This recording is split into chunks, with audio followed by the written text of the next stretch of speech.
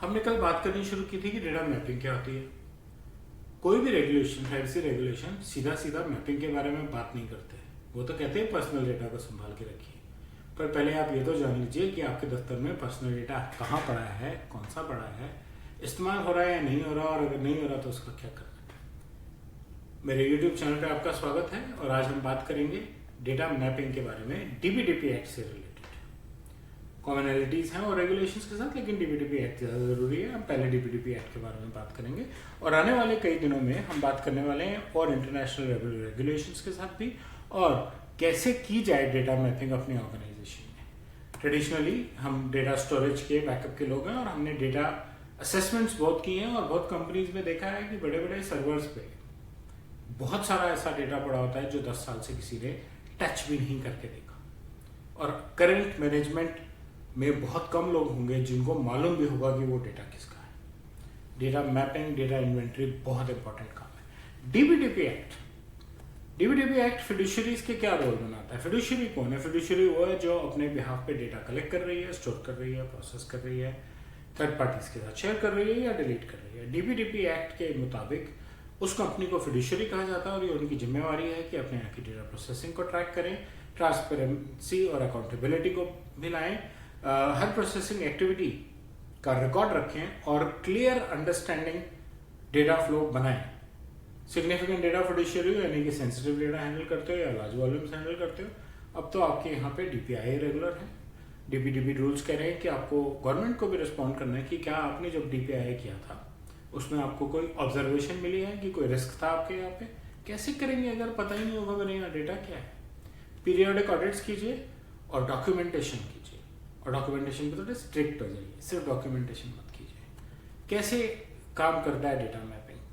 Manual process भी हो सकता है, सॉफ्टवेयर भी लिया जा सकता है, उस पर हम आने वाले वीडियोज में चर्चा करेंगे। लेकिन डेटा मैपिंग आपकी मदद करता है जानने के लिए कि आपके डेटा सोर्सेज क्या है, कहाँ पड़ा है, कौन सा डेटा कब से पड़ा हुआ है, और जो आप कलेक्ट कर रहे हैं वो क्या है, कहाँ कहाँ से आ रहा है, इंटरनेट से, क्लाउड से, कहीं और से।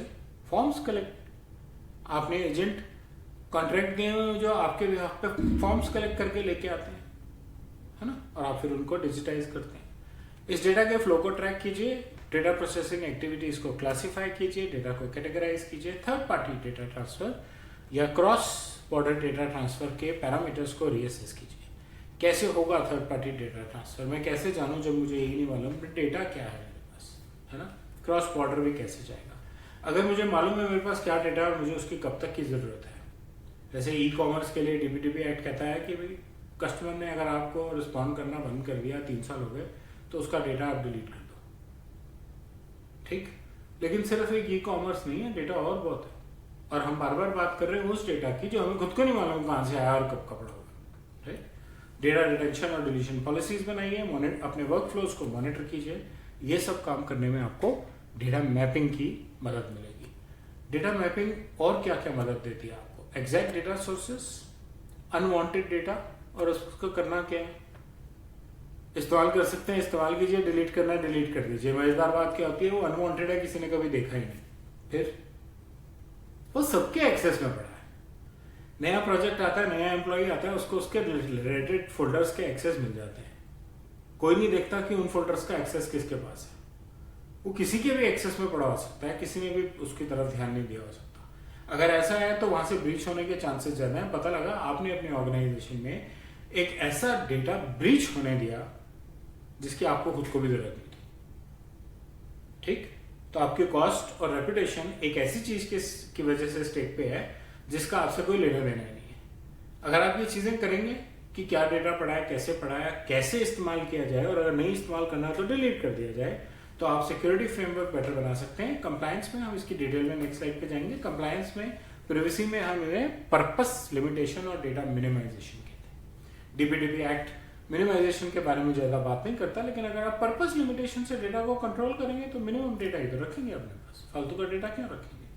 सिक्योरिटी फ्रेमवर्क्स बना सकते हैं ना आप कह रहे हैं वो जो पुराना डेटा पड़ा है उसको मैं अभी डिलीट नहीं कर सकता, मेरे पास मैनेजमेंट अप्रूवल नहीं है, लोग असेस करेंगे, बताएंगे, चेक करेगा, उसमें एक सेल्स का फोल्डर है, मुझे सेल्स हेड को बोलना पड़ेगा। तो यार एटलीस्ट उसमें रोल बेस्ड एक्सेस बना दीजिए कि उसका एक्सेस अब इन 5 लोगों को है, किसी एक्स्ट्रा आदमी को नहीं है।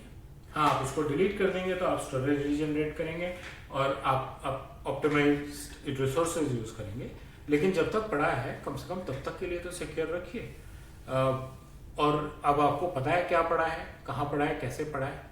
एक बार जरा प्रोसेस रीचेक कर लीजिए, एक प्रिवेसी ऑडिट कर लीजिए, है ना, प्रिवेसी इम्पैक्ट असेसमेंट कर लीजिए और प्रोसेसेस को प्रिवेसी बाय डिजाइन प्रिंसिपल से रीडिफाइन कर लीजिए। प्लेलिस्ट है मेरे चैनल पे, आप देख सकते हैं प्रिवेसी बाय डिजाइन की। आप नए वर्कफ्लोज बनाइए और उनको मॉनिटर कीजिए। जब आपको पता होगा क्या डेटा कहाँ पड़ा है तो आप उनकी ब्रीच को भी रिस्ट्रिक्ट कर सकते हैं रोल बेस्ड एक्सेस से, सिक्योरिटी से, और डिलीट करके ब्रीच का रिस्क बिल्कुल ही खत्म कर सकते हैं। लेकिन अगर कुछ हो भी जाता है तो आपको पता तो है वो कहाँ पड़ा था और कैसे करना है, कैसे हैंडल करना है। और कोई डेटा सब्जेक्ट आ जाता है तो आप उसको भी आंसर कर सकते हैं। ये तो लाइव डेटा के लिए भी है। तो प्रिवेसी के क्या पॉइंट्स कवर हो रहे हैं अगर आप डेटा मैपिंग कर रहे हैं? आप पर्पस लिमिटेशन और मिनिमाइजेशन हैंडल कर रहे हैं, जैसा कि मैंने पहले भी कहा। आप कम से कम डेटा रख रहे हैं, एक्स्ट्रा डेटा डिलीट कर रहे हैं। और ये सिर्फ पुराना डेटा पड़ा हुआ तो एक बहुत बड़ा एग्जाम्पल है, और मेरी तो ऑब्जर्वेशन है, मैंने पिछले 25 साल में बहुत सारी असेसमेंट्स की हैं। 70 to 80% डेटा ही है जो पिछले 3 से 6 महीने में एक्सेस किया जाता है। ठीक है, आपकी रिटेंशन पॉलिसी या आपकी कंप्लायंस कहती है कि 5 साल का या 10 साल का डेटा पड़ा होना चाहिए, लेकिन एट एन एवरेज किसी भी ऑर्गेनाइजेशन में 30 to 40% फाइल सर्वर्स का डेटा ऐसा भी होता है जो 10 साल से भी पुराना है, और करंट टीम बता भी नहीं पाती कि वो डेटा किसका है। एम्प्लॉयज के नाम ही नहीं इतने आराम से आइडेंटिफाई होते, है ना। और क्यों रखा हुआ है? एचआर ने ऐसे कैंडिडेट्स का डेटा जिन्होंने कभी ज्वाइन ही नहीं किया, आप उसको रिव्यू तो आप करेंगे नहीं, क्योंकि अगर एक कैंडिडेट ने आपके यहाँ ज्वाइन नहीं किया, कहीं और चला गया, 6 महीने बाद उसकी एम्प्लॉयमेंट डिटेल चेंज हो गई, हो सकता है उसके स्किल सेट ऐड हो गए हो, तो 6 महीने बाद तो वैसे भी आपके किसी काम का नहीं है, क्यों पड़ा हुआ है? देखिए, चेक कीजिए, असेसमेंट कीजिए, मैपिंग कीजिए, कहाँ पड़ा है, क्यों पड़ा है, कैसे पड़ा है, हटाइए उसको वहां से। रोल बेस्ड एक्सेस और प्रिवेसी एनहांसमेंट टेक्निक्स लगाइए। वो जो अनवांटेड डेटा पड़ा है जो आप डिलीट नहीं कर रहे, या जो आप डेटा ऐसे फ्लो से कलेक्ट कर रहे हैं कि जो डेटा बहुत ज़्यादा क्रिटिकल और सेंसिटिव है, उस पर प्रिवेसी एनहांसमेंट टेक्निक्स, एन्क्रिप्शन, एनोनिमाइजेशन, इनको अप्लाई कीजिए। सेंसिटिविटी के बेस पे आप अपने डेटा की प्रोसेसिंग को प्रायोरिटाइज कर सकते हैं। डेटा सब्जेक्ट आपसे जब अपने डेटा के बारे में कुछ पूछेगा तो क्योंकि अब आपके डेटा पे आपका बेटर कंट्रोल है तो आप उसको बेटर जवाब दे सकते हैं, और उससे आप एक तो ब्रीच को रिड्यूस कर सकते हैं, दूसरा आप जब आपको पता है क्या है और कैसा है, आप ब्रीच को मिटिफिकेट भी कर सकते हैं। छोटी सी बात है कि वो जो अनवांटेड डेटा पड़ा था जिसका किसी को पता ही नहीं था क्या था, मान लीजिए आज किसी ने गलती से डिलीट कर दिया, तो उससे कंपनी को क्या नुकसान है? एक्चुअली कुछ नहीं, क्योंकि वो क्या था किसी को भी नहीं मालूम। डॉक्यूमेंट किया जा सकता है कि कुछ पुराना डेटा पड़ा था, वो इस डेट को डिलीट हुआ है, जिससे कि कल को अगर कोई आके पूछे तो आप उसको क्विकली आंसर कर सकते हैं कि कुछ पुराना डेटा पड़ा था, उसकी कोई हमारे पास डिटेल नहीं है और वो हमने इस डेट को डिलीट कर दिया, अब हमारी उस पर कोई लायबिलिटी नहीं है, डिपेंडिंग ऑन कि आपकी डॉक्यूमेंटेशन क्लियर है। तो डेटा मैपिंग से आप करंट इनकमिंग डेटा का फ्लो और पुराना अनवांटेड डेटा जो आपके ऑर्गेनाइजेशन में पड़ा है, दोनों के बारे में जानकारी लेके अपनी ऑर्गेनाइजेशन में पड़े पर्सनल डेटा को बेटर कंट्रोल कर सकते हैं। और आने वाले वीडियोस में हम बात करेंगे कि आप डेटा मैपिंग कैसे कर सकते हैं।